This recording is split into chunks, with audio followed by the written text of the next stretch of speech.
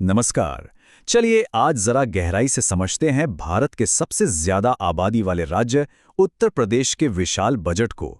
ये सिर्फ नंबरों का खेल नहीं है, बल्कि ये वो रोड मैप है जो करोड़ों लोगों के आने वाले कल को एक शक्ल देगा। तो सबसे पहले इस नंबर पर गौर कीजिए।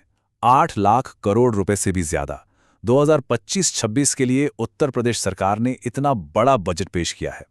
ये पिछले साल के मुकाबले करीब 9.8% ज्यादा है। मतलब ये सिर्फ एक आंकड़ा नहीं है, ये इस बजट के विशाल पैमाने और इसके बड़े इरादों को दिखाता है। हाँ, तो सबसे बड़ा सवाल यही उठता है कि आखिर इतना सारा पैसा जा कहाँ रहा है। देखिए, कोई भी राज्य अपने पैसे का इस्तेमाल कैसे करता है, इससे उसकी प्राथमिकताएं और भविष्य को लेकर उसका विजन साफ पता चलता है। तो आइए इस पूरे विश्लेषण में हम इसी सवाल का जवाब ढूंढते हैं। तो हम इसे कैसे समझेंगे?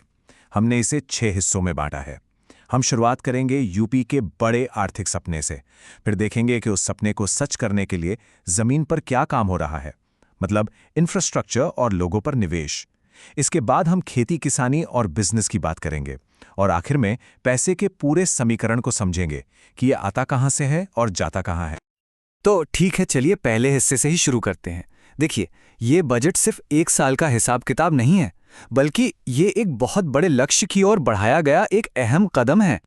और वो लक्ष्य है उत्तर प्रदेश को $1 ट्रिलियन की इकोनॉमी बनाना।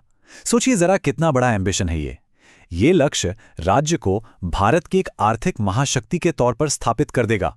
और इस बजट का हर एक रुपया, चाहे वो खेती में लगे, इंडस्ट्री में या आईटी में, वो इसी बड़े लक्ष्य को साधने की एक कोशिश है। अब इस स्लाइड पर जो आंकड़े हैं वो वाकई में बड़े दिलचस्प हैं। ये जीएसडीपी यानी ग्रॉस स्टेट डोमेस्टिक प्रोडक्ट की ग्रोथ दिखा रहे हैं। आसान भाषा में कहें तो एक साल में राज्य में पैदा होने वाली सभी चीजों और सेवाओं की कुल कीमत। तो हम देख सकते हैं कि विकास की रफ्तार कितनी तेज रही है, जो इस $1 ट्रिलियन के सपने को हकीकत में बदलने की तरफ एक मजबूत इशारा है। तो ठीक है, इतना बड़ा सपना देखने के लिए एक मजबूत जमीन भी तो चाहिए, है ना? और यही बात आती है बुनियादी ढांचे की। सड़कें, बिजली और इंडस्ट्रियल कॉरिडोर। चलिए देखते हैं कि बजट इस नींव को कैसे मजबूत कर रहा है। ये चार्ट सब कुछ साफ कर देता है। देखिए, सरकार का पैसा सबसे ज्यादा कहां जा रहा है? 22%, वो भी सिर्फ इंफ्रास्ट्रक्चर पर। इसके ठीक बाद शिक्षा और खेती किसानी का नंबर आता है। ये दिखाता है कि फोकस फिजिकल और ह्यूमन दोनों तरह के डेवलपमेंट पर है। और ये पैसा जा कहां रहा है? कुछ बहुत ही बड़े गेम चेंजिंग प्रोजेक्ट्स में। जरा सोचिए, 4 नए एक्सप्रेसवेज जो राज्य की कनेक्टिविटी को पूरी तरह से बदल देंगे। साथ ही डिफेंस इंडस्ट्रियल कॉरिडोर जैसे स्ट्रेटेजिक निवेश और अयोध्या को एक सोलर सिटी बनाने जैसी भविष्य की योजनाओं पर भी काफी जोर है। सड़क और इमारतें तो ठीक हैं, लेकिन असली निवेश तो लोगों पर होता है ना? तो अब बात करते हैं तीसरे हिस्से की, जो उतना ही जरूरी है, स्वास्थ्य, शिक्षा और सामाजिक सुरक्षा में निवेश।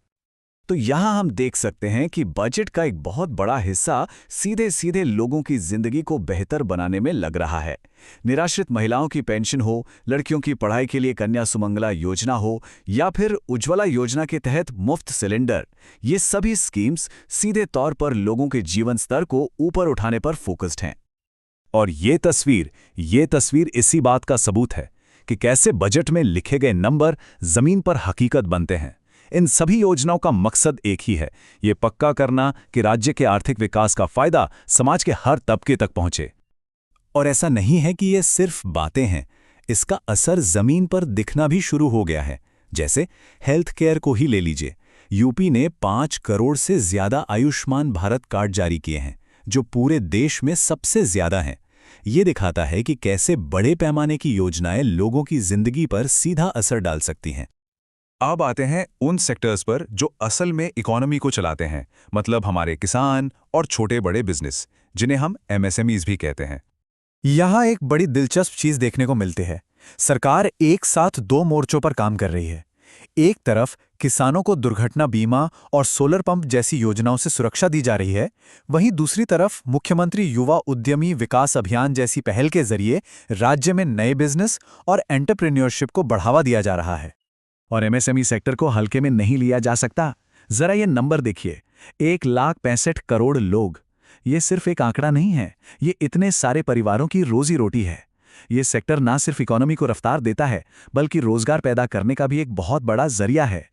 तो ठीक है, हमने ये तो देख लिया कि पैसा कहाँ खर्च हो रहा है, पर एक सवाल और है, ये सारा पैसा आ कहाँ से रहा है? चलिए इस समीकरण को समझते हैं। ये चार्ट राज्य की कमाई का ब्यौरा देता है और सबसे अच्छी बात क्या है कि सबसे बड़ा हिस्सा करीब 37% राज्य के अपने टैक्स से आ रहा है, जैसे जीएसटी और वैट। इसके बाद केंद्र के टैक्स में राज्य का हिस्सा आता है। ये एक अच्छी आर्थिक तस्वीर दिखाता है, जिसका मतलब है कि इकोनॉमी खुद मजबूत हो रही है। और अब खर्च की बात। सबसे बड़ा हिस्सा 20% से ज्यादा कैपिटल आउटले में जा रहा है। अब ये क्या है? आसान भाषा में ये वो खर्च है जो भविष्य के लिए एसेट्स बनाता है, जैसे नई सड़कें, स्कूल, अस्पताल। तो ये सिर्फ खर्च नहीं, ये एक तरह का निवेश है जो आने वाले समय में राज्य के विकास को गति देगा। अच्छा, अब एक थोड़ा टेक्निकल टर्म आता है, राजकोषीय घाटा। सीधी सी बात है, ये सरकार की कमाई और खर्च के बीच का गैप है। उत्तर प्रदेश का अनुमानित राजकोषीय घाटा जीएसडीपी का 2.97% है, जो तय सेफ लिमिट के अंदर है। और ये जरूरी क्यों है? क्योंकि ये दिखाता है कि राज्य विकास के लिए कर्ज तो ले रहा है, लेकिन अपनी चादर देखकर ही पैर पसार रहा है। इससे अर्थव्यवस्था स्थिर रहती है। तो हमने बजट के सारे अहम पहलू देख लिए हैं। अब सवाल ये उठता है कि आगे क्या? भविष्य की राह कैसी होने वाली है? इस बजट की पूरी सोच को मुख्यमंत्री योगी आदित्यनाथ का ये बयान शायद सबसे अच्छे से बताता है। लक्ष्य बिल्कुल साफ है, उत्तर प्रदेश को सिर्फ एक बड़ा राज्य नहीं बल्कि देश के आर्थिक विकास का एक मेन सेंटर बनाना। और आखिर में हम इसी एक बड़े सवाल पर आकर रुकते हैं कि कागज पर तो एक शानदार ब्लूप्रिंट तैयार है, लेकिन क्या इसका इम्प्लीमेंटेशन इन नंबरों को असलियत में बदल पाएगा? क्योंकि किसी भी बड़े बजट की असली परीक्षा तो जमीन पर ही होती है। इस विश्लेषण में हमारे साथ जुड़ने के लिए शुक्रिया।